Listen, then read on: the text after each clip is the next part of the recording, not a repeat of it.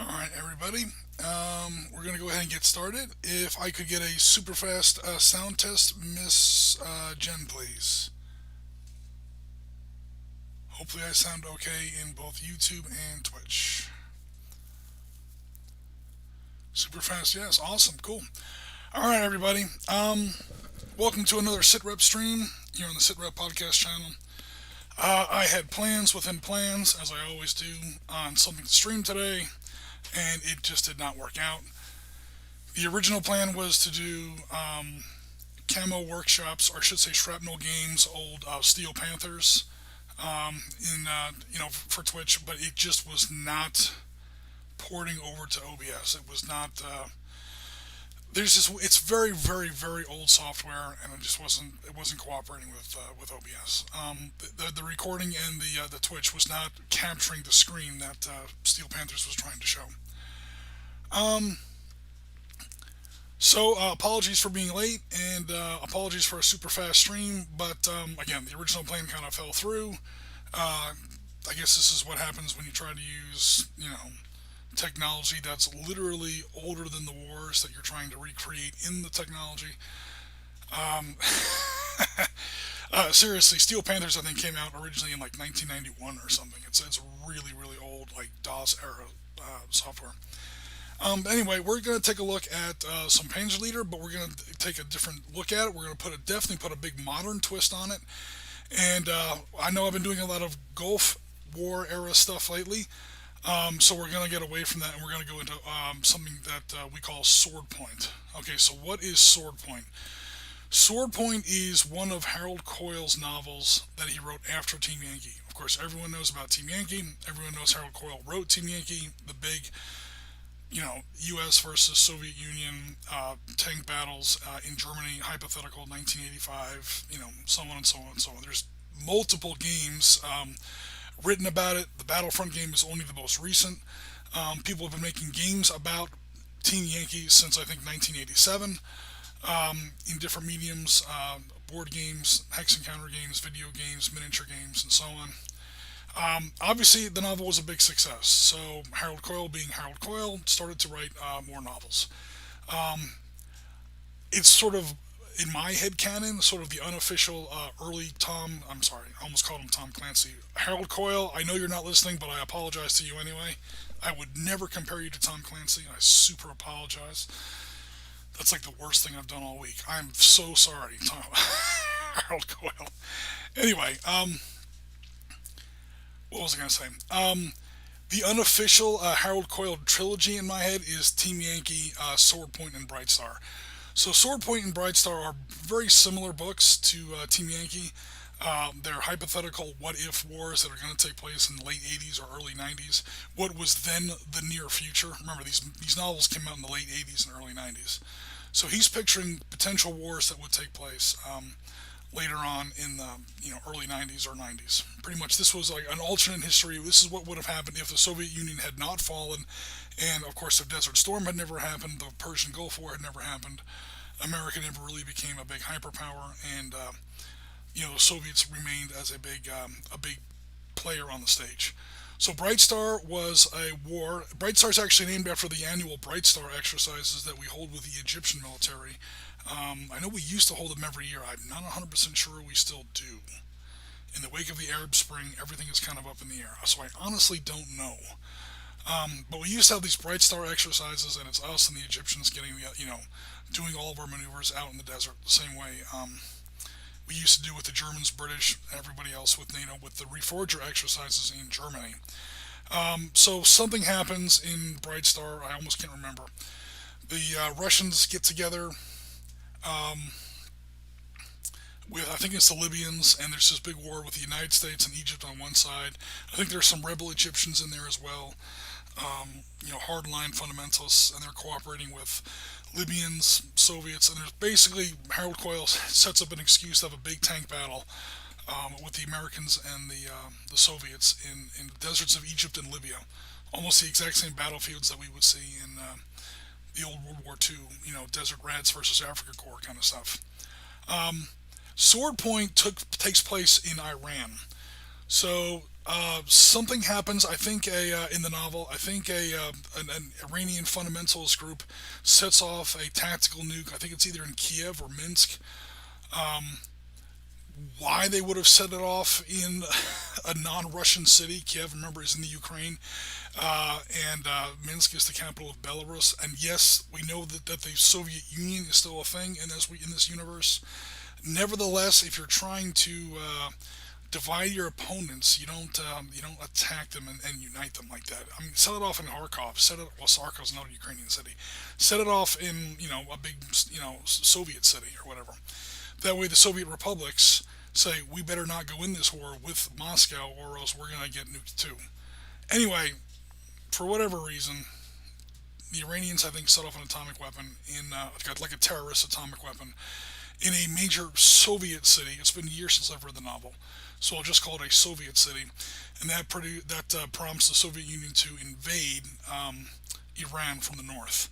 The United States, of course, being the United States, always looking out for that oil, says, "Oh no, you didn't," and pretty much it's Desert Storm, except add in the Russians, and it takes place in Iran instead of Iraq. Same general time period, same general tech level, and so here we go.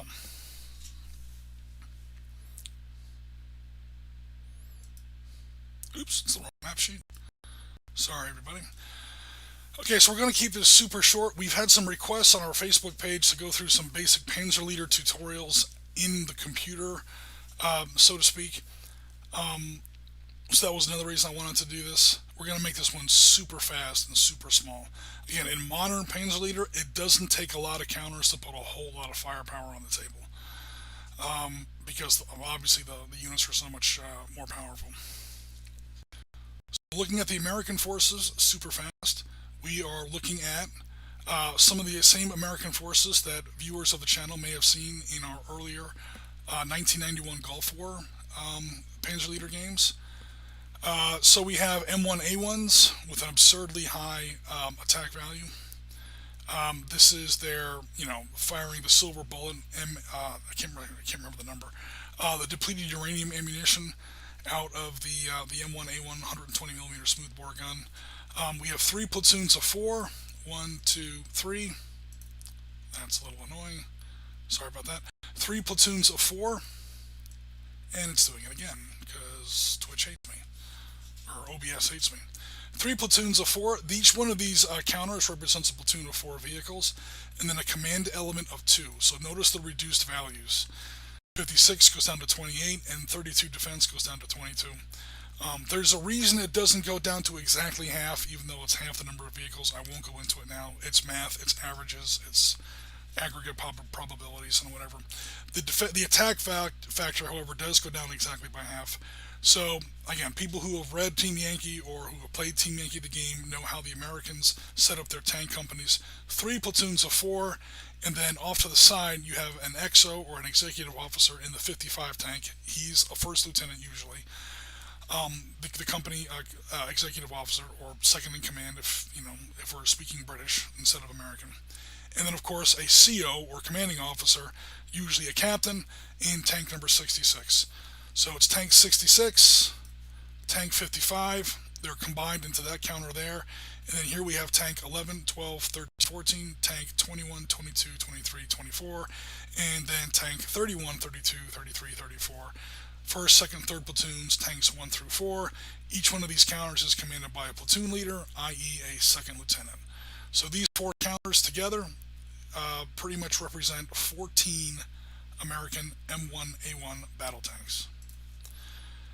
We're giving the Americans a Kiowa and an Apache just because Gianna might stop by the thread, and if I'm ever running a big, U.S. Army battle and I don't have Apaches or Blackhawks, or okay, there's no Blackhawks here, but if I don't have helicopters in it, I'm going to hear about it later. And because, why the hell not? We have 8 Thunderbolts. And the Americans also have a infantry platoon and 3 platoons of M2 Bradleys. Each platoon of M2 Bradley fighting vehicles. Oops. Let me go ahead and move that to the back. Each platoon of M2 Bradley fighting vehicles is carrying a platoon of rifles, a platoon of American infantry. So that's about 4 or 5 vehicles carrying somewhere between 20 and 30, maybe 32, men, in a relatively small American Army platoon. American Army platoons have to be a little bit smaller than they used to be, partly because we adopted the M2 Bradley, which frankly carries less troops than we used to see with the M113. Again, we have 3 main platoons. These things carry tows as well as a 25 millimeter Bushmaster gun. And then off to the side, we have this, again, slightly reduced vehicle counter. That's the, again, CO and XO. So that's 2 more Bradleys off to the side instead of these 4 or 5, maybe even 6 Bradleys in a platoon. And then over here, we just have 2 Bradleys off by themselves. They're carrying no, for lack of a better word, meaningful infantry. Hope that you guys know what I mean. No game piece for another infantry platoon. That's going to be the captain, the first off, or not first officer. Gee, I've been watching too much Star Trek lately. Sorry. The captain, the executive officer, and then your, radio men, extra radios, platoon, maps, maybe a medical element, who knows what, different headquarters and support elements. And then over here we have a Humvee. And that Humvee probably has the first sergeant and, again, probably some more medics, extra ammunition, things like that. Just to kind of round things out, I did give them 1 recon troop. Do notice that these are basically the same vehicles, the M3 infantry fighting vehicle and the M2 APC. The difference between an APC and an IFV, by the way. Notice they do have different numbers. That's not a typo. That's not a mistake. In Tactical Combat Middle East, the variant of Panzer Leader that this is roughly based off of, those M3 cavalry platoons have extra vehicles in them. So they are, again, this is a unit-based game, so that platoon is a little bit more powerful. Again, we have an M901 ITV, improved tow vehicle, that fires pretty much nothing but tows. And then the commander of this whole force, probably a battalion commander, even though it's not a full battalion, is here in the M557 TOC, Tactical Operations Center. That's a modified M113. It's pretty much an M113 with with a couple additions put on it. They kind of cut off the roof, cut off the back, make it bigger, make it roomier. They jam-packed that thing with electronic warfare, extra radios, satellite uplinks, God knows what. That is it's a command vehicle is really all it does. That's the commander of the whole force. And of course we have our Russian friends. Okay, so our Russian friends are set up as sort of a what the Soviets used to like to call, I know I have the Russian flag here, but what the Soviets used to like to call, and for all I know the Russian army still sets up this way, a forward maneuver group. So FMG, forward maneuver group of 193rd Guards Tank Regiment, 41st Guards Tank Division. Again, totally hypothetical. This is an invasion that never took place, thank goodness. We're just having some fun. Forward Maneuver Group 193rd is, or Forward Maneuver Group in general, is pretty much, okay, the Soviets like to set up in, for lack of a better term, triangles. So there's 3 tanks in a platoon, there's 3 platoons in a company, there's 3 companies in a battalion, there's 3 battalions in a regiment, usually 3 maneuver regiments in a division, and so on. And then when they're attacking, they either put 2 units, be it companies, be it battalions, be it regiments, whatever, 2 of those on line, facing towards the enemy. This is in a set piece attack, with 1 more hanging back between the 2 in sort of like an inverted V. That's their operational reserve. That's the norm.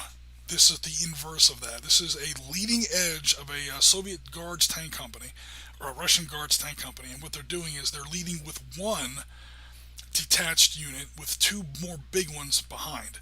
So what these guys are doing here is it's a mixed force. Soviets do not normally organize this way, but this is a mixed force of mechanized infantry, not motorized infantry, and yes, there's a difference, mechanized infantry and armor, along with some detached support assets, and it's put forth in sort of the closest thing the Soviet army used to come to an independent unit. And this thing would be slightly detached from the leading edge of probably a regiment, maybe a division, but usually a regiment. And these guys, their job is to fight what the Soviet doctrine used to call the meeting engagement. and they would go out, find the enemy, lock them up, maybe overrun them if possible. Who knows what they're running across? It might be just a screen of armored cavalry. It might just be pickets. It might just be a security force or a roadblock. Overrun if possible. If not, just lock them in place and call for help. And that's when those other two wings that I mentioned before. Again, picture sort of a wedge.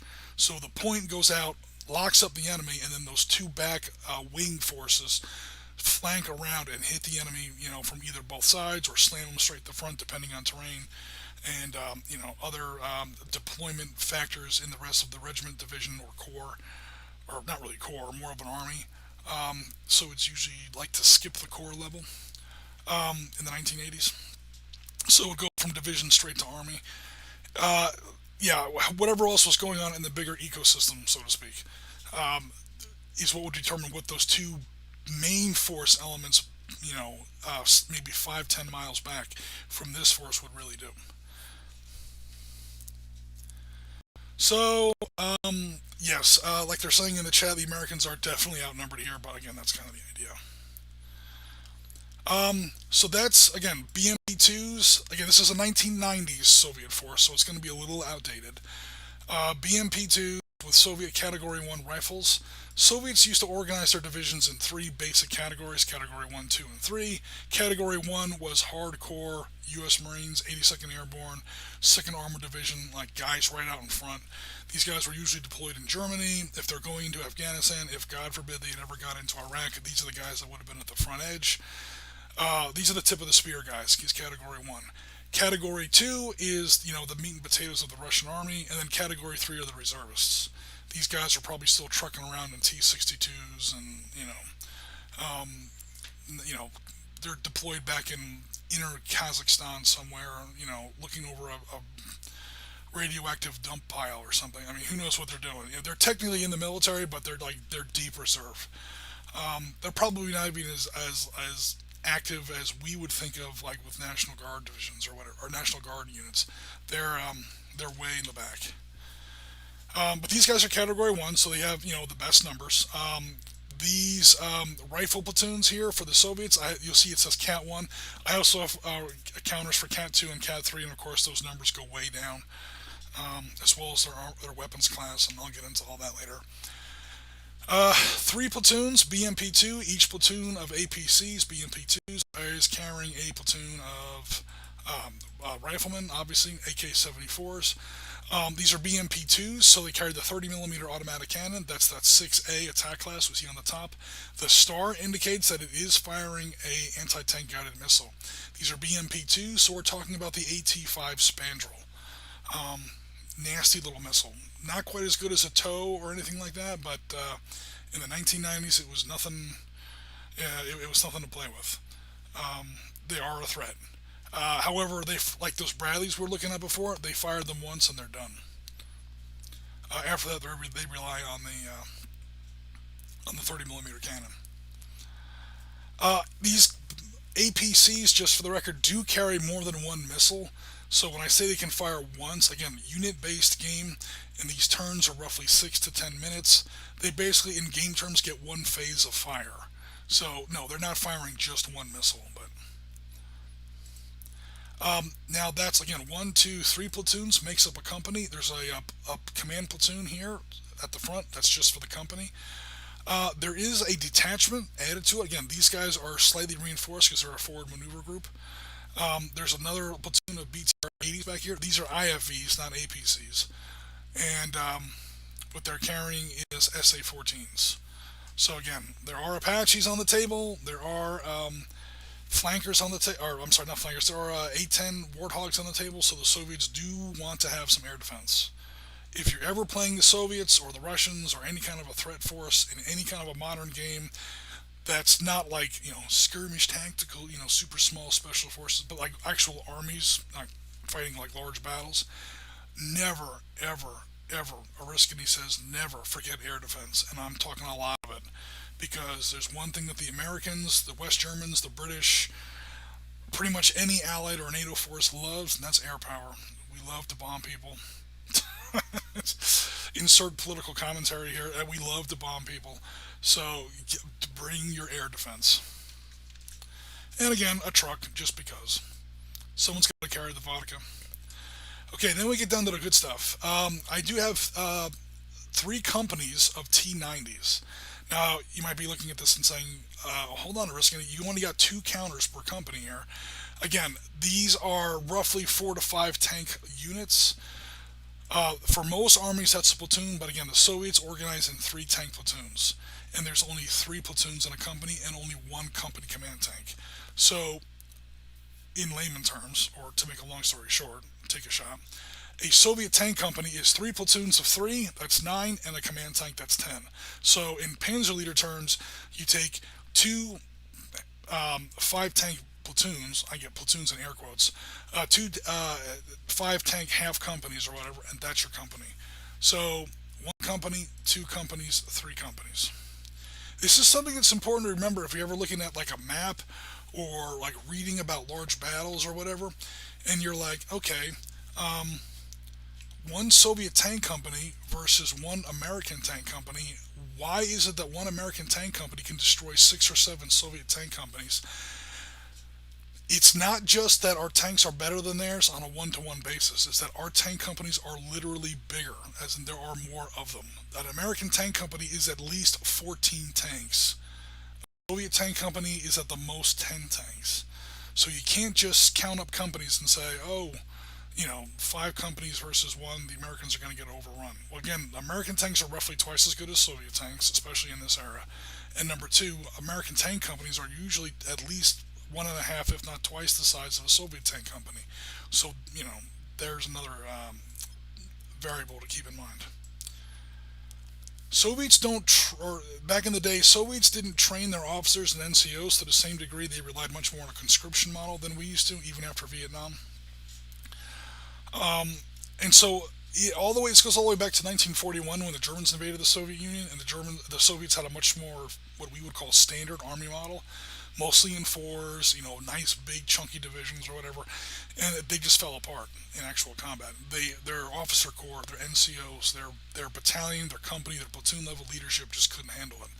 So what they do is now, and they've never really gotten out of the habit. It works for them. So if it ain't broke, don't fix it.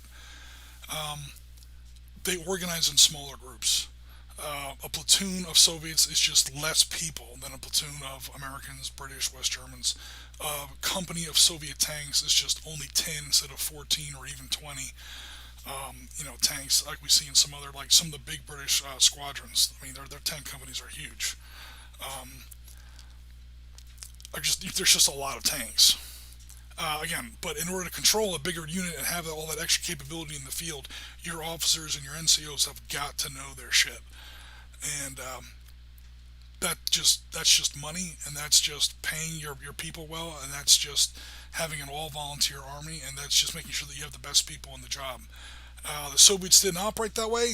They pretty much conscripted everybody, and so they had to build their army accordingly. So we got one, two, three companies. I know it sounds weird. Three companies of tanks, a company of infantry, slightly reinforced. So that's roughly an overstrength battalion. Again, that's 4 companies I just counted.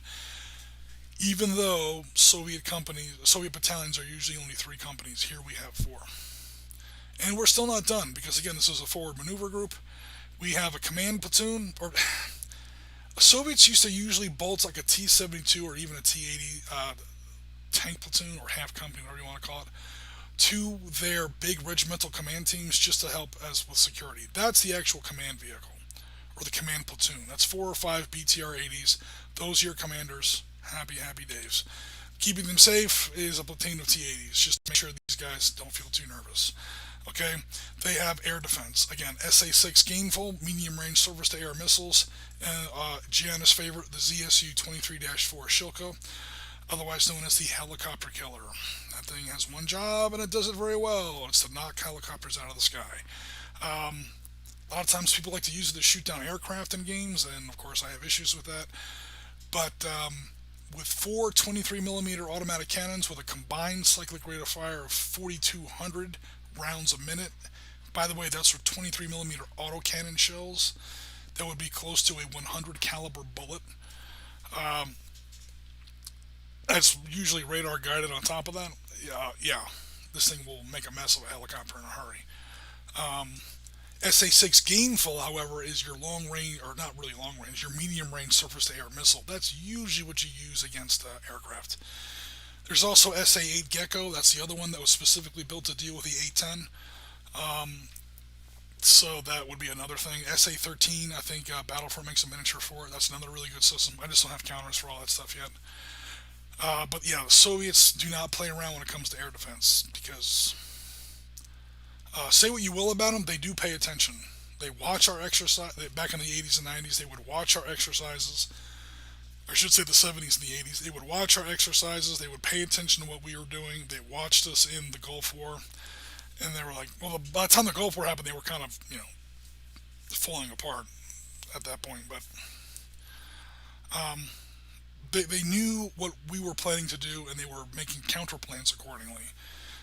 And again, we were really going to rely a great deal on air support, and they were taking measures to ensure that that wouldn't work. Some Heinz, just because, why not? And because the Americans are bringing in A-10s, bringing in 3 flights of Su-27, I'm sorry, I think there's Su-30s. Su-30 flanker upgrades. So Su-27 flanker, I believe, is the regular air superiority fighter that came out in the late 80s, early 90s.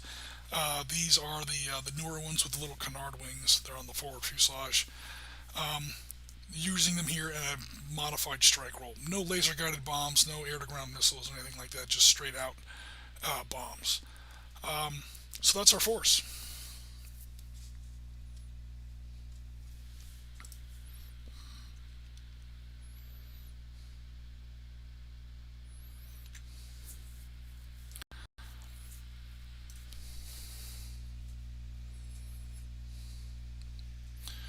Well, Katyushas are actually more of a. I think I have like the modern equivalent of the Katyusha here. People in chat, hold on one second.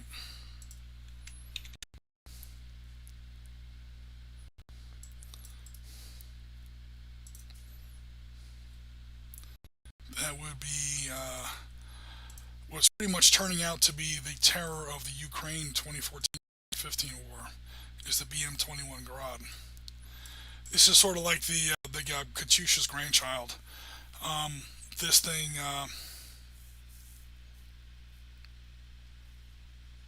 yeah, it's again the same general idea. It's just a more modern version of it. I say modern in air quotes. They've been using this since like the late 70s.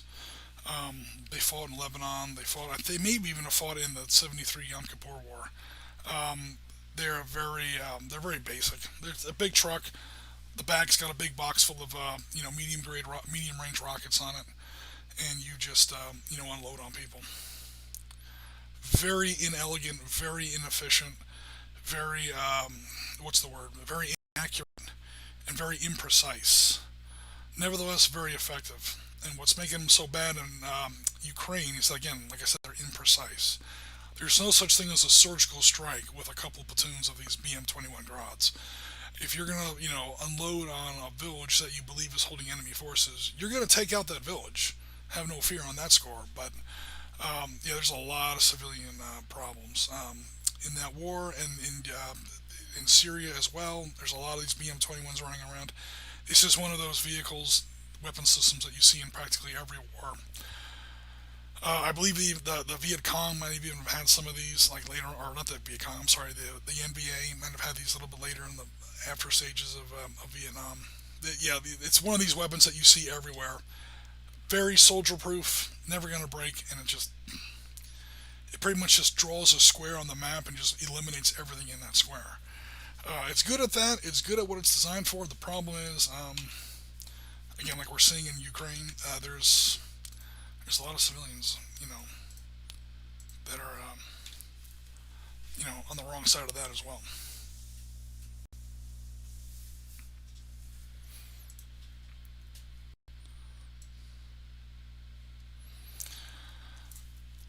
All right, so like I said, we're going to set up a super fast meeting engagement.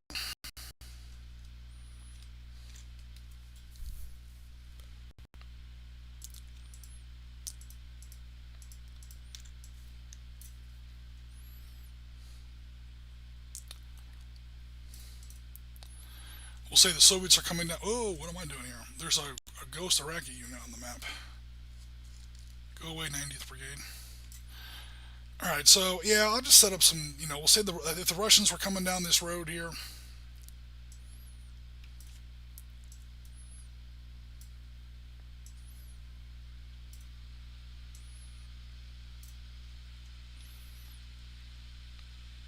Ooh, actually, let me not do that. Hold on, guys. Let me see how many steps backward I can take.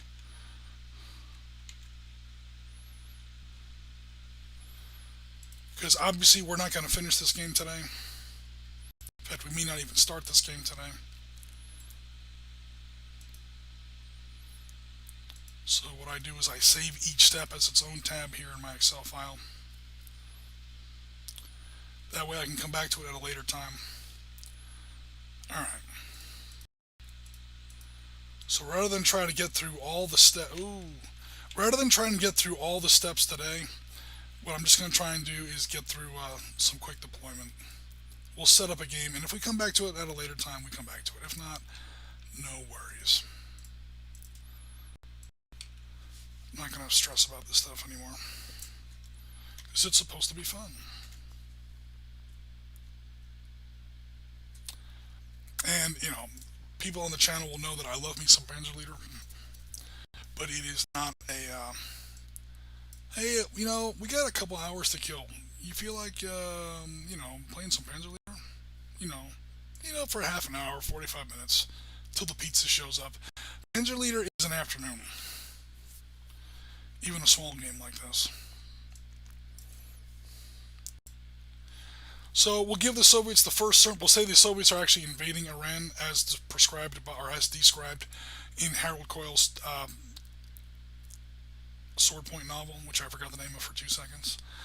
So again, because this is going to be kind of a Panzer Leader tutorial, there are 4 basic numbers on a Panzer Leader counter. That is attack 38, range 12, how many hexes it can shoot, and they're subject to that, but or I should say there are permutations to that, but the simple version, that's the attack, defense, I'm sorry, that's the attack, oh, I'm confused, sorry about that, that's the attack, that's the range, I know this game, I've been playing it all my life, I promise, attack, range, defense, and I'll explain what that star is in a little bit, in the movement factor. So, movement factor is how many hexes it can move in a turn. He's going to stay on a road for now, so he's going to go at double movement rate. As long as you're on the road, you're moving double. So that's 1, 2, 3, 4, 5, 6, 7, 8, 9. Hopefully you guys all saw that on the stream. And again, you guys probably noticed that I was counting 2 hexes per movement point. So the way I like to do movement, especially when I'm first coming on the table, when you're first coming on the table, you're often in column formation of some kind, is once you measure out your first unit, then you just stack up everybody behind it. Otherwise, you'll be here till Christmas. Just trying to get your first movement phase going here. Stacking limits in a hex are usually 4. The exception to that is if your infantry are loaded in your BMPs or loaded in your carrier units. Carrier units can be everything from a wagon in 1939 Poland to a BTR-90 in modern day Ukraine and anything in between. It's a vehicle that carries infantry. It's a carrier unit basically. If your infantry are inside the carrier unit, then for stacking purposes it counts as 1 unit. So you can theoretically get 8 units in a stack. Don't usually recommend doing that because you know what's really vulnerable? Infantry and trucks and APCs. They hit these thin-skinned aluminum armored APCs and that unit gets eliminated, which is definitely easy to do. Guess what? You've just lost 2 units for the price of 1. And if a bunch of units are stacked up in the same hex and the enemy has some sort of mass effect weapon, like a MLRS rocket launcher for instance, or artillery or airstrike with certain weapons classifications, any kind of area effect weapon, it eliminates everything in the hex equally. You just lost 8 units with 1 roll of dice. I've seen whole battalions go up in smoke. It's not pretty. So the So these guys are coming down the road, and then they kind of split off the road a little bit, keeping the commander nice, not nice and behind, but a little bit behind. All right, here comes the command group. Yeah, when you're playing, and these guys stay off the table for now. These airstrikes. These airstrikes aren't units so much as their ammunition. In game terms, they behave almost more like ammunition. They're like, okay, I don't have like three flankers or whatever. I have three airstrikes that I can use through the course of the game. That's why I have three of those flankers there. BTR 60. That's the forward maneuver group commander. Now these helicopters do act like regular units. As you can see, they have very, very high movement rates. That's a 32 there. They're helicopters. They can fly almost wherever they want. They can't completely ignore terrain, and there's rules for that. They can ignore terrain if you want them to. It's all about what altitude you're flying them at. If you fly them at high enough altitude, yeah, they can ignore terrain completely, and that's both a good thing and a bad thing.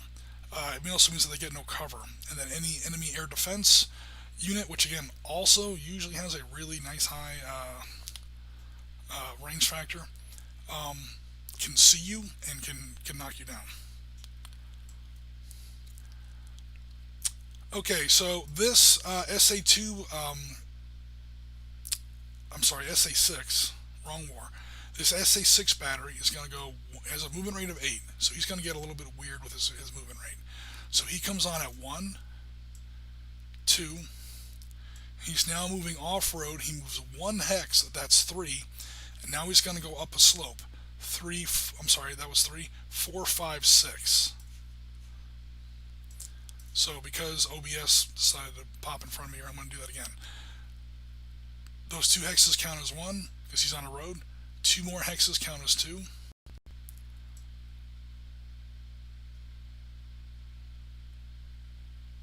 3, 4, 5, 6, 7. When you're going up a slope, it costs 3 points. On most tables. It depends on the specific terrain rules of the scenario, but in most Arab Israeli war tables, heading up a slope costs three movement points. Again, he's got 8, so he made that with no problem. So now he's on high ground, and notice that he's behind this little razorback ridge here, that brown line between hexes 0515, 0615, and 0516. That right there denotes that he is hull down. So he is bellied up against that terrain feature. That's like a razorback ridge that kind of follows the spine of that terrain feature there. And what that allows him to do is sort of take cover behind. Well, not take cover, but it allows him partial cover. Any enemies that shoot at him now are going to do so at a penalty. And what he's basically setting himself up there with is an overwatch position. That's his job. It's his overwatch position where he can see all of this. Again, he's right behind that terrain feature, so he can't see over it. If he was here, he can't see through that ridge. But now he's on top of the ridge, and he's peeking over that razorback spine, so to speak. And what that allows him to do is see over all this, take partial cover himself, and he's providing air defense for all his buddies heading further forward. And to make a long story short, the Shilka will do something pretty similar, although the Shilka is a lot slower, I'm noticing. 1, 2, 3, 4, 5, 6, 7. Notice that's illegal, because he only has, let me zoom in a little bit here, he only has 6 movement points.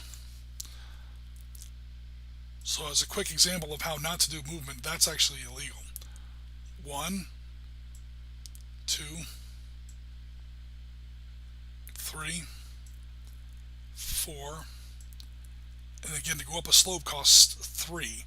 That will take him to 5, 6, 7, and he's only got 6, so he can't actually do that. Let's see if we can do something else. 1, 2, 3, 4, 5, 6. That kind of stinks.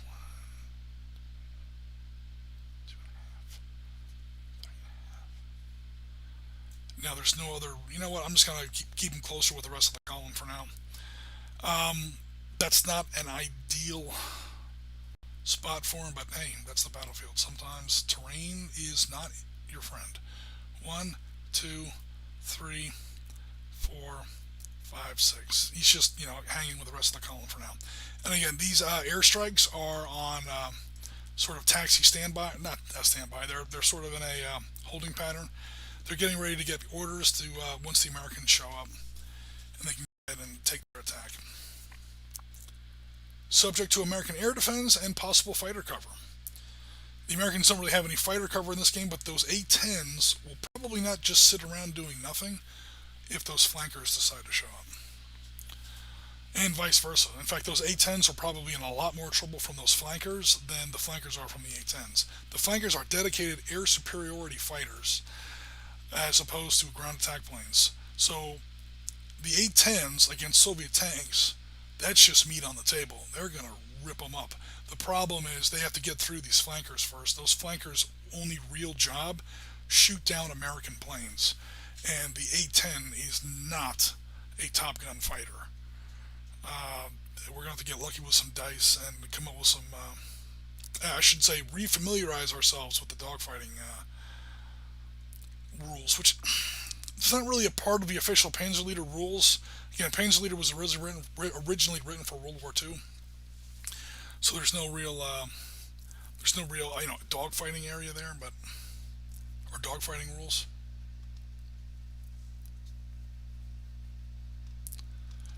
Because usually both sides don't have air cover. That's a big problem I have with a lot of people. Not a lot of people. I shouldn't say that way. Let me very carefully rephrase that. I never have a problem with any gamer, but I have a big problem with the way some scenarios seem to be written in a lot of games, where we're going to include aircraft in this scenario. Both sides have to have some aircraft. I don't know what battlefields these people are reading about. Both sides very rarely have aircraft on the table, and I say that looking at a map that I designed for this stream with aircraft on both sides of the table, so I'm kind of guilty of it myself here. It's very rare for that to happen. This game is set up more or less for demo purposes, so I'm already kind of breaking a little bit of the rules here. They're not rules, they're just like general, battlefield trends. But the idea that both sides are going to have aircraft over the same table is definitely, it's not impossible, but it's definitely the 1% exception. And that definitely goes for helicopters as well. The idea of both sides having helicopters over the same miniature table, that's just not how it works. One side owns the sky, for better or for worse. Usually it's the attacker. The side on the front foot, so to speak. They have some sort of, if not air supremacy, at least air superiority, and you don't send attack helicopters into enemy-controlled skies, because I don't care if you're in an Apache, I don't care if you're in a Black Hawk, you are dead. You are now flying a casket if the Soviets have flankers flying around and you don't have air cover. You have to own the skies before you send in helicopters. Again, I'm breaking the rules with this scenario because, again, this game is more or less for demo purposes. That's the reason you don't normally see dogfighting in Panzer Leader. That's the reason they never really wrote rules for that. Was the point of that entire ridiculously heavy exchange. Okay, so the Soviets are coming on in column, more or less. Some of their support elements are starting to fan out a little bit off the highway. We already have at least one platoon here, or one battery, I should say, one SAM battery in overwatch position, and the Soviets do have aircraft about. There's never any secrets in Panzer Leader. Again, these hexes are usually 250 meters. These are 5 or 4 tank platoons. There's a lot of dust. There are considered to be scouts, recon teams. They're not even on the table. They're just like ghosts. You have friendly civilians, especially in 1991 or 1990s. You have satellites. You have aerial recon. Everybody knows what everybody's got on the table. Hidden movement in Panzer Leader is very rare. There are some scenarios that have it, even in night fighting, because guess what? Everybody has night vision now. Even in night fighting, you don't normally see hidden units. The scales are just too big. You don't hide armies or battalions or brigades or regiments. That's the scale that you're normally playing in here. Again, the Soviets are coming on here with an understrength battalion. I take that back, an overstrength battalion. We're looking at least 4 companies. That is a hulked up Soviet tank battalion. There's 600 Soviets on the table right now. Right here, we're looking at about 600 Russians. Each piece is usually about 20 to 50 men. depending on the unit. Alright, so down here. So the reason for all that is I was looking at my Americans. My Americans are going to be coming on this road right here.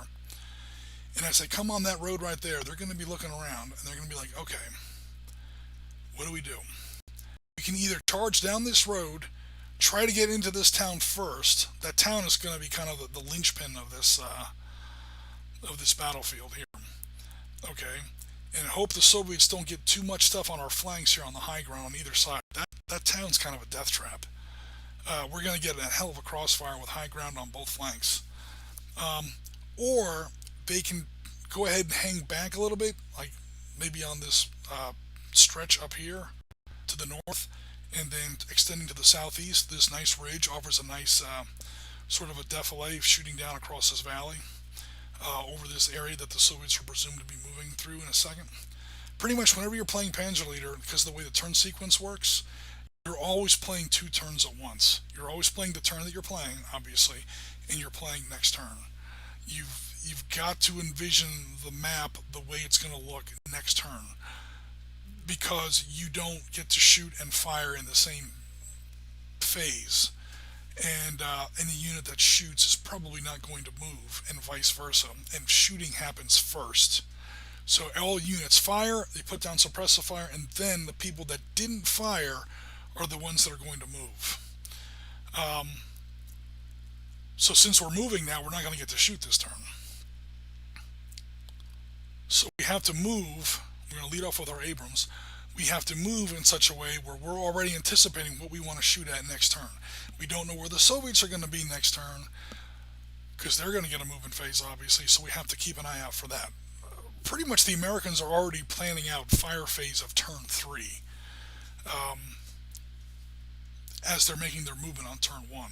And that's one of the Panzer Leader. I love and hate this game in equal measure. I mean, this is not a 2000s war game. This is a 1970s, 1980s. You gotta stop and friggin' think war game. You are a commander, and you cannot just roll out into the middle of a table and open fire like you're playing, World of Warcraft or something. That is not how it works. Ask any U.S. Army battalion commander, and I've spoken to my share. They will tell you.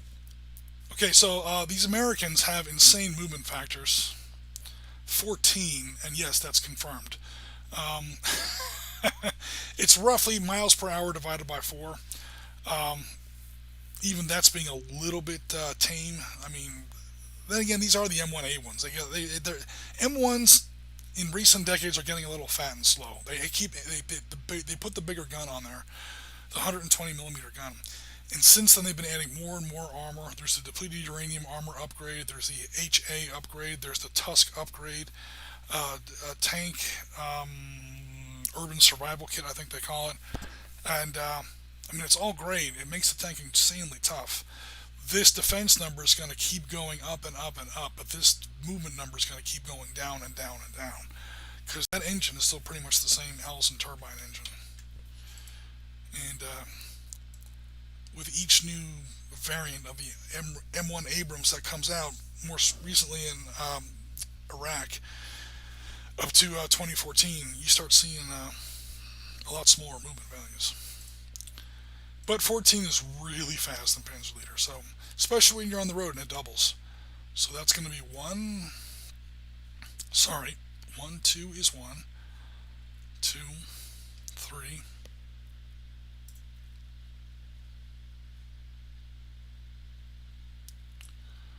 4, 5, 6, 7, 8, 9, 10, 11, 12, 13, 14. Okay, so this damn, these things are fast.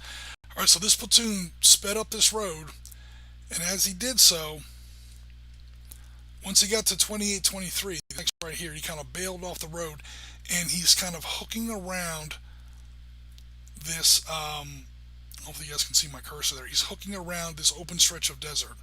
Why? Because the Soviets have this thing called opportunity fire. you do most of your fire in the enemy's turn. That's one of those great things about most good war games. Panzer Leader definitely being one of them. 1, 2, 3, 4, 5, 6, 7, 8, 9, 10, 11, 12. So that Soviet tank gun can shoot to 25, 23. So what that American tank platoon is going to do is he's going to scoot up here and he's going to hook around that way. And his idea is to stay out of line of sight of that first Soviet tank platoon. That Soviet tank platoon is blocked for terrain reasons south of that line because of the terrain feature here in hex number 1920. Let me zoom in a little bit because it's going to be tough to see. Again, this is why we're not doing the whole game today, folks, because we'd be here till Christmas. So this terrain is obviously elevated. This little this leading lip or whatever shoulder of this bridge. Whether or not a certain hex, because some hexes are like half and half, like 2019 is partly ground level, partly elevation. 1920 is part ground elevation, partly elevation. How can you tell? It's where the dot is. There's a dot in the center of each hex, and that dot rules the hex. So if that dot is over your elevation, then that means that is a level 2 hex.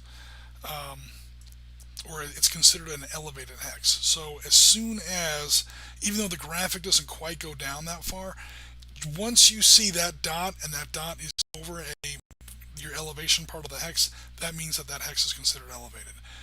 The reason for that rule is that you can draw maps that don't look like giant honeycombs. Because if you drew your map to where your elevation literally followed the contours of the hex, your map would look really jagged. There are some people who prefer their maps that way. Old school Panzer Leaders is that way. But by using that dot in the middle of the hex, you can draw your hex you can draw your map a little bit nicer to where it doesn't quite look so. It doesn't quite look so silly.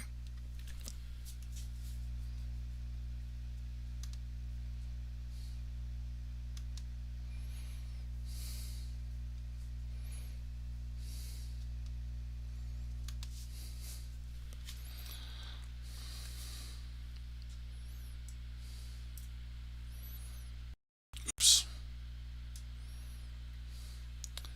Again with the twitch. So again, now that I have my main, or I should say my forward element here, let me recount this, make sure I did this right. Because that's a lot of movement. 1, 2, 3, 4, 5, 6, 7, 8, 9, 10, 11, 12, 13, 14.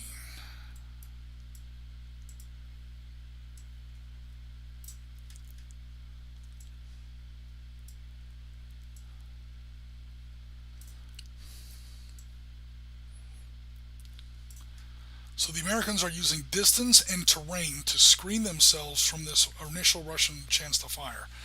So if we compare, to take a quick look, copy this so I don't screw up my actual deployment here. Look how fast you can create units in Excel.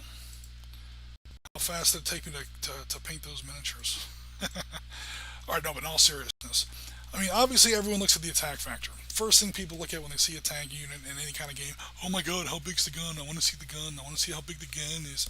I've got gun envy. Hooray, hooray. Yes, the American has a 56. Soviet T-90 has a 38. That's despite the fact that the T-90 has a 125 millimeter smoothbore and the Americans only have a 120 millimeter smoothbore. Risking, what are you crazy? 125 is bigger than 100, and then 125 is bigger than 120. Why is crew training, thermal sights, computer stabilized, state of the art ballistic fire control computer, crew training? There's a loader in that M1. There's no loader in the T-90. T-90 is a 3-man crew. It's an automatic loader that is a lot slower than a human loader. Rate of fire, again, it's just there's a million and one advantages, and probably the biggest advantage, the silver bullet. Once you get past 1940, late 1944, early 1945, actually before World War II actually ends, The British are already playing around with what we call sabot ammunition. SABOT. I think it's Dutch for shoe. Um, so what happens is this gun fires, and out comes like this ballistic polymer sleeve, and that of course fills up the gun or whatever. It's a 120 millimeter gun. The cannon round is 120 millimeters wide. Down the barrel it comes at 6 times the speed of sound, about a mile per second. And what happens is, as soon as it leaves the barrel, that sleeve breaks off into two or up to four, maybe even more than that, maybe six pieces. It kind of comes apart. And what's left on the inside and still flying is a 45 millimeter tungsten dart. Well, first they were using high tensile steel, then they went to tungsten, and now what the Americans are using is depleted uranium, the heaviest naturally occurring element on the planet. It's pretty much spent reactor fuel. So they clean up old fuel from reactors, nuclear reactors. It's uranium that can't, so they say, and we'll get into the commentary in just a second. It's uranium that they have supposedly squeezed all of the radiation out of to generate electricity in a reactor. They take that byproduct and they actually make tank ammunition out of it. So now you have 120 millimeters of explosive or propellant when you fired off your gigantic M256 main gun, 120 millimeter Rheinmetall RH120 gun, and it had 120 millimeters of propulsion behind it, and then it falls away, and now you've got just 45 millimeters of actual projectile flying down range, and it hits the Soviet tank or the Iraqi tank, or it hits the target.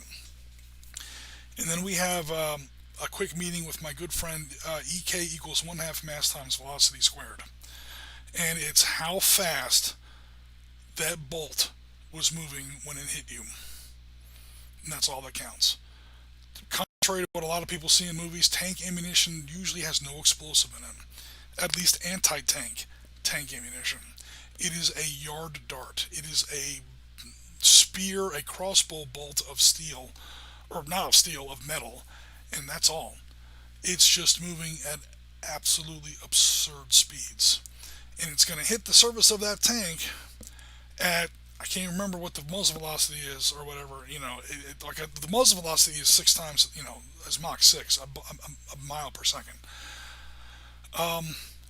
But I don't know what the velocity is when it actually hits the target. I'm sure it depends on the range. But it's got a very flat trajectory out to almost 3,000 meters, and once it hits, man, I can't remember how many tens of thousands of foot-pounds of force in an area about the size of a quarter. And it ain't stopping. It's going through one side of the tank, and it's going out the other side of the tank. And then because of the bow shock of that movement and that pressure wave, everything inside that tank is now being sucked out the other side of that tank through that 45 millimeter hole, and that includes the people. It's not pretty. Also, there's a lot of ignition properties between depleted uranium and steel, or whatever your armor is made out of. So there's a lot of fire involved as well. That's why it looks like there's an explosion when these tanks get hit. It looks like, oh my God, there was 10 pounds of gunpowder in that shell. There's no gunpowder. It's just a bolt of steel.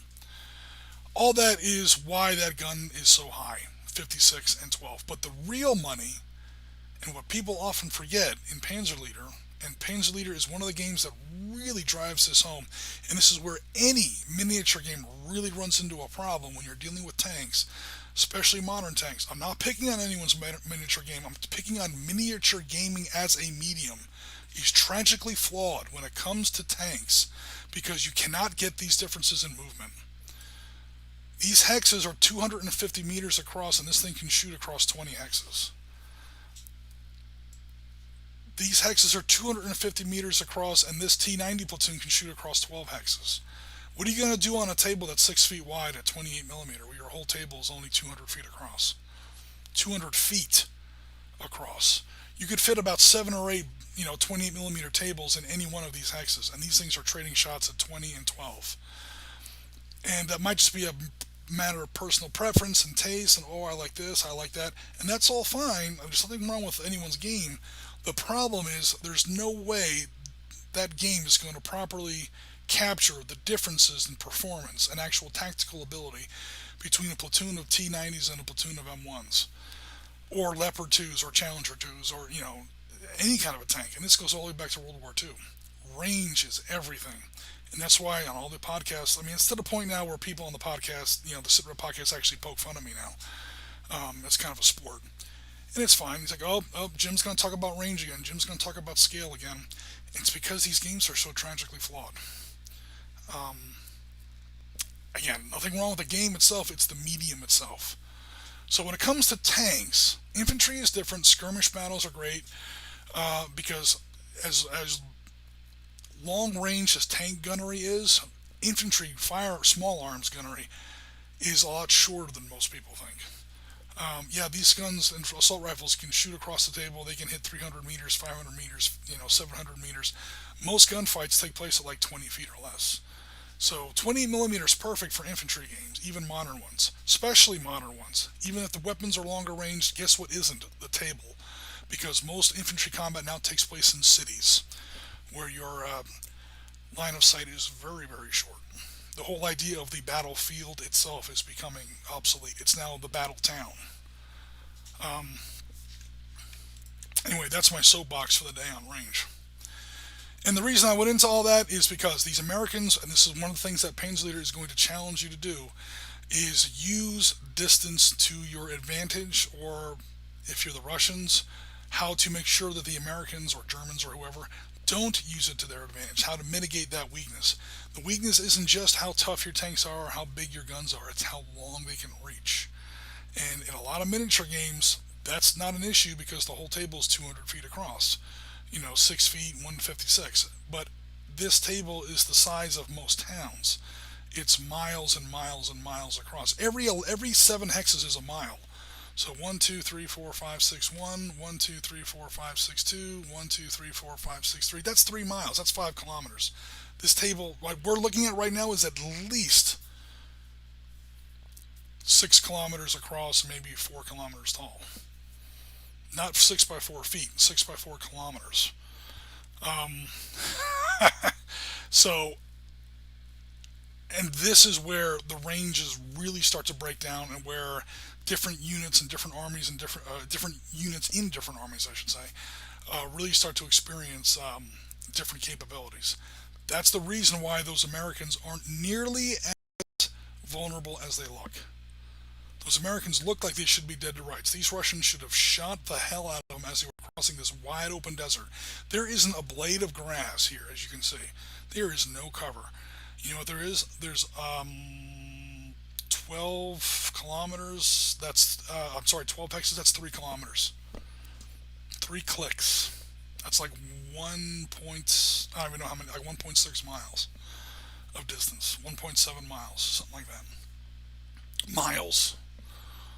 And the Americans used that distance to their advantage.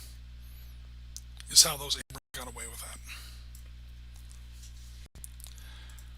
Now, these Bradleys have the same speed. In fact, that was half the point of building Bradley back in the day, was the poor M113, as good as it was, there was nothing wrong with the M113 APC. Nothing wrong with it at all. In fact, in some ways it was better than the Bradley, and I'll go to my grave saying that. There's a lot of ways it was better than the Bradley. One important way it was not, it could not keep up with the Abrams. So an army is usually an APC and a tank. That's the basic of your mechanized armored force. You need something for your tanks, obviously, you need an armored force, and then you need something to carry your troops. And those two elements of your combined arms force have to be able to work together. And back in the day, the M60, in fact, I think I have some M60s here. So I'm also building a Marine force. They're not on the table today, but just as a quick aside, 2 seconds.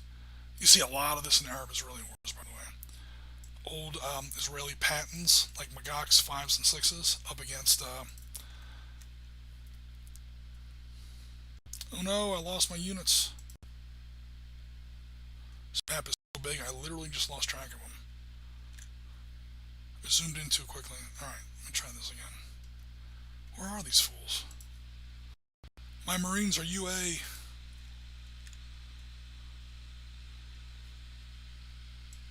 If there's any Marines in the chat, you know what I just said. Okay, so I mean, obviously you can see here the movement rates are a lot lower. They're tens and not fours. So American M60s, Marine Corps M60s, I should say, and old M113s. The Marines didn't really use M113s. I'm just using them here as a size as a speed example. They both have tens. Is the long and short of that. Needless to say, once your tank arm gets a new tank that can do 14 comfortably, that's 42 to 45 miles an hour in real life, you cannot have a 30-mile-an-hour APC. Your army will literally fall apart every time it goes to move. Literally. As in, your tanks are now 5 miles down the road and your APCs are only 2 miles down the road or 3 miles down the road. Your army begins to come apart like a sticky every time you hit the gas pedal. You can't do it. So they needed a faster APC, and that's where the Bradley comes from. Just about the only correct decision they made in that process, to my opinion, but I will not get back on that soapbox. Not a fan of the Bradley.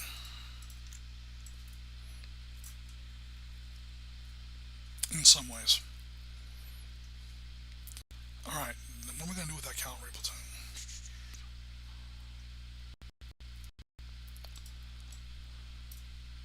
So again, all these American units are cruising up this road and they're mounting this this ridge. They're taking advantage of hold down positioning to look over that brown hex spine and they're going to look at what they're looking at. They're looking over that valley. It's risky to show your APCs to the enemy the way I'm doing. With the infantry still inside, you usually like to dismount. But again, these lead Soviet tanks are so far away, they're not going to be able to reach. The only thing I sort of have to worry about is if the Soviets call in those airstrikes and hit these Bradleys on this ridge before they have a chance to unload those troops.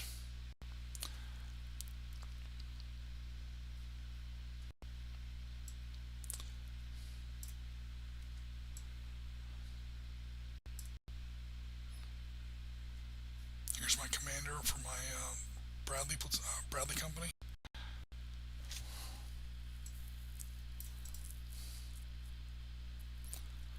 I think that's all I brought. Oh no, I'm sorry, I brought my Apaches.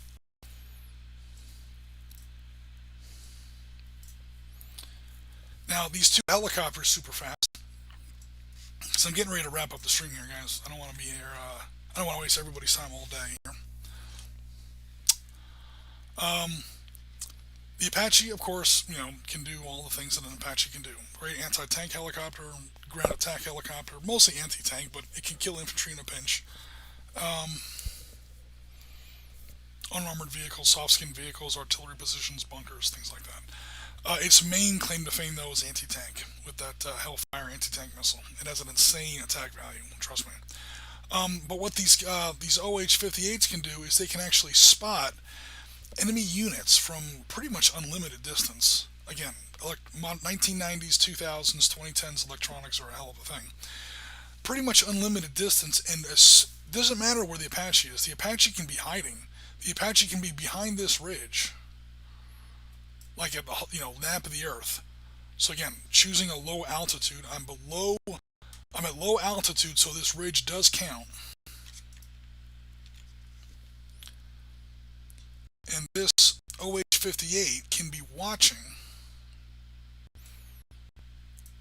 these lead T-90s from as long as that town's on the way. I'd have to find a hex where those.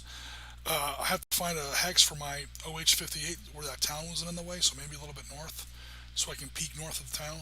And as long as I got a line of sight on that tank, he calls in the Hellfire mission from that Apache. So I'm zoomed in a little bit. I'm going to zoom out so you can see a little bit easier what I'm talking about. Okay, I didn't mean to zoom out that much.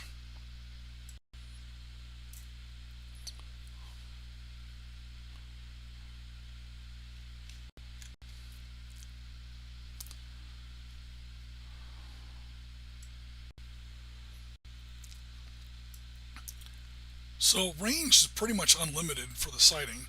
In fact, that's actually a good hex. That's a perfect for my OH-58. That's the line of sight. It misses the town. It misses elevation hex 1920. He sees that lead T-90 platoon, and once he does, this Apache can fire from under cover.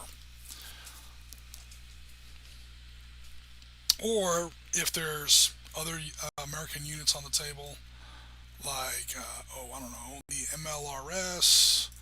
Um, what else do we got here? What else is in our little toy box? We have our M109 Paladin batteries. I mean, look at some of these numbers, man. I mean, who knows what kind of off-board assets these guys might have. The Americans don't play around when it comes to that stuff. Um, you can call it in, and it can hit either this turn or the next turn, depending on the asset and depending on the scenario rules. Um, and yeah, the Soviets can be, or the Iraqis, as the Iraqis learned to their cost in 1991. The battle's over before they ever even, they're all killed before they even see an American. It's all over the horizon. It's all off table. It's all remote. It's all, called in by an intermediary unit of some sort. And it's scary shit. And it absolutely shattered the. I say that on purpose because it absolutely shattered the morale of the Iraqi army. I mean, they went through 6 weeks of that. Remember, before the ground phase of Desert Storm even happened, and they were just not into it anymore, to put it mildly. By the time the tanks actually went in, the Iraqi army was pretty much, if not shattered in a collateral sense, definitely in a psychological sense, because they had been murdered. I won't say killed, I'll say murdered. They had been murdered because there's no shooting back. They had been absolutely massacred for 6 weeks by combined, and it wasn't just the Americans. The British were in there, the French. I mean, there's a whole coalition. Everybody was just wailing on these guys with all kinds of weapons that just, quite frankly, aren't fair. And I'm not trying to be funny or cute. This is actually a problem when it comes to wargaming, modern wargaming. Is again distances, scales, technologies. The idea of a modern miniature wargame. If you once you get above the skirmish level, the idea of the modern miniature wargaming really becomes problematic. And also the idea of a game at all. Modern war is not fair, guys. It is. I'm going to kill you as fast as possible. You're never going to see me. You're never going to know there's a war on. You're just dead. And I want to get home. And the best way to ensure that is to make sure that you never even see me. And that's great when you're on the battlefield. You don't want to, fight fair.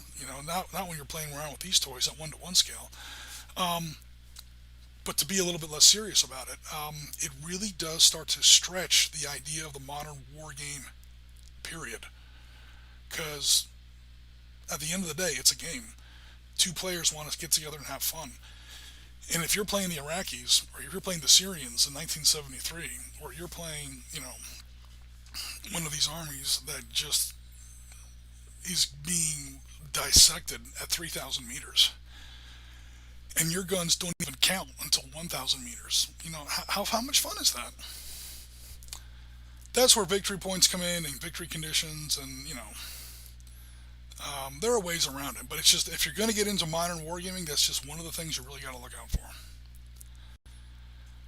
So I think for now, the Americans have made their first movement phase. I might have been a little too aggressive with that M1 company, but again, they're Abrams. They're badasses. The Soviets are going to take their turn 2 a little bit later. I'm going to go ahead and end the stream for now, guys. But this is the beginnings of the kind of the fighting we might have seen if the Soviet Union and the United States had ever come to blows, in the kind of scenario that Harold Coyle envisioned in his novel Swordpoint. If you ever get a chance to read it, check it out. Team Yankee is a great novel. Team Yankee was his first novel. Team Yankee is a novel that he did not create the world for. He borrowed the world, and he admits this. He borrowed the world from Sir John Hackett's Third World War in Europe, August 1985. That's the novel that you're really playing when you're playing Team Yankee. Team Yankee did not create its own cinematic universe. He borrowed somebody else's. However, if you read Team Yankee the novel and enjoyed it, I highly encourage you, if you haven't already, to check out books like Swordpoint, books like Bright Star is the one that takes place in Egypt, and then the ones that get a little bit less hypothetical, like the 10,000, where he's talking about possible wars in the Balkans and in Slovenia and Slovakia. Things get, that's more infantry based, but it's still, this war could happen tomorrow. This is what it might look like, kind of stuff. Um, and in my opinion, obviously, it's like his fourth, his fifth, his sixth novel. He gets better at it. Um, he creates his own backgrounds now, and he really, starts to. So the point is, if you like Team Yankee, books like Swordpoint and Bright Star, you might like even better. And if nothing else, it gives you a great idea for things like oil wars out of Battlefront. I don't know if they've actually said this in any of the writing, but it's my firm conviction that Battlefront's oil wars is basically Swordpoint and Bright Star. They based one game on a Harold Coyle novel, then they came out with another expansion. What else would they use but other Harold Coyle novels? Um, it's not a sequel. It's not the same, universe. It's not taking place at the same time as any kind of war in Germany goes. But it's modern warfare between the Americans and the Soviets in those days, in a hypothetical sense in the Middle East. Again, one in Egypt and one in Iran. So my Americans have taken their first movement. My Soviets have taken their first movement. That would be the end of turn one. Again, no real combat in turn one. Turn two, there might not be that much combat in. It depends on what the Soviets do now, how aggressive they want to be. But yeah, eventually these two sides will get to tangle, and some airstrikes might be the first blood. It might really be the first blood. That's going to be the first real opportunity these two sides are going to get to really crank at each other. Um, and then if one side or the other comes off a little bit better in that airstrike phase, that might be the more aggressive side. It's also tough when you're pretty much playing both sides. You don't know what you can kind of, it's tough. You're not up against a live opponent. Who knows how this would shake it if it was up against a live opponent? But again, we're just trying to show how the basic game works, how the original table might set up, the kind of scales involved, the way the units work, what the units represent, the scale of this battle. Again, we're looking at 6 by 4 kilometer grid here, and easily total between the two sides, easily 800 to maybe 1,000 men, a couple, 100, maybe like 100 vehicles, and multiple aircraft. This is a big battle. A 15 millimeter table would easily fit in any one of these hexes. A 28 millimeter table, you would fit several 28 millimeter tables in either one of these hexes. And again, it's just to show how big. Like that's an entire town. It's a small town, but that's a town. That's not quite a kilometer across. It's like a village, you know. But you would need three. You would need three, 100 millimeter tables for that to do it right. Or one really like a big tournament, like a 20-foot table. These three hexes are like a 20-foot tournament table at 15 millimeter. And again, these are the scales that these battles take place at. If you've ever wondered why, like the Gulf War, we inflicted anywhere between 10,000 and 100,000. Smart money is on 30,000 fatalities and absolutely shattered the fourth largest army, and at the cost of what? I think 147 American dead, less than 300 coalition dead, about 1,000 casualties. So 300 dead to up to 30,000, maybe 100,000 dead. How that war was so one-sided, Gulf War 1991. A lot of that has to do with technology, and a lot of that has to do with distance. My tanks shoot at 20 hexes. Your tanks shoot at 12. Who's walking away from that get-together? Yeah. So with that, guys, I'm going to go ahead and play our black site ad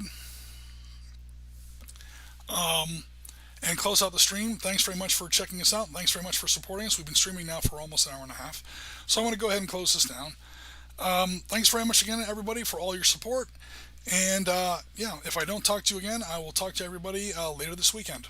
All right, everybody, take care and have a great week going forward.